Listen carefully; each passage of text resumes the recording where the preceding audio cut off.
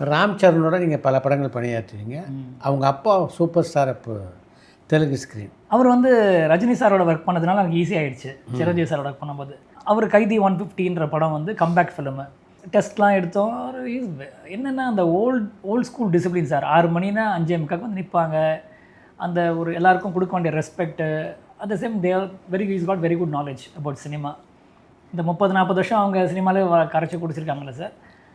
அதே மாதிரி ஒரு டெக்னீஷியனுக்கு என்ன மரியாதை கொடுக்கணும் அதெல்லாம் அருமையாக. அப்பார்ட் ஃப்ரம் அது ஆஃப் ஸ்க்ரீன் கூட வந்து அருமையான மனிதர் சிரஞ்சீவி சார். ஸோ அதெல்லாம் தான் நமக்கு வந்து ஒரு இன்ஸ்பிரேஷனலாக இருக்குது.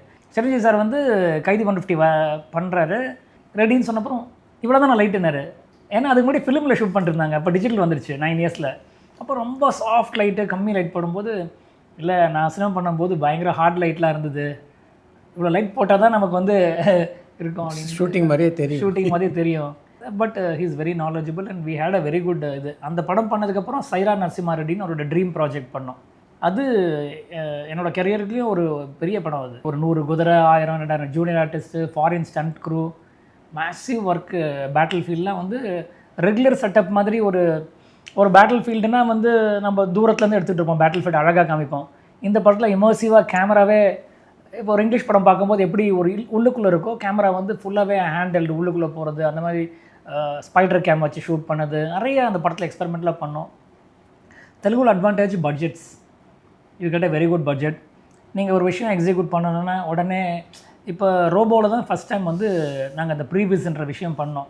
இப்போ நான் அதுலேருந்து எல்லா தெலுங்கு படத்துக்கும் விச் எவர் பிக் நம்ம பண்ணுறதுலாம் நிறைய பெரிய படங்கள் தான். அந்த படங்களில் எனி காம்ப்ளிகேட்டட் சீக்வன்ஸ் பிக் ஸ்டண்ட்னா உடனே ப்ரீவியஸ் பண்ணிவிடுவோம். ப்ரீவியஸ் பண்ணும்போது இட்ஸ் முன்ன பழைய காலத்தில் ஸ்டோரி போர்டு பண்ணுவோம். 3Dயில் இருக்க போகுது உங்களுக்கு. ஸோ எக்ஸாக்டாக இது வந்து 7 மினிட்ஸ் வருது, 8 மினிட்ஸ் வருது, இவ்வளோ தான் ஷார்ட்டுன்னு தெரிஞ்சிடும். அதுக்கு மட்டும் நீங்கள் ஷூட் பண்ணால் போதும். ஸோ உங்களுக்கு பட்ஜெட் டைம் எல்லாமே உங்களுக்கு சேவ் ஆகிடும். குவாலிட்டி ஆல்சோ உங்களுக்கு அந்த லெவலில் இருக்கும் ப்ரீவியஸ் பண்ணும்போது.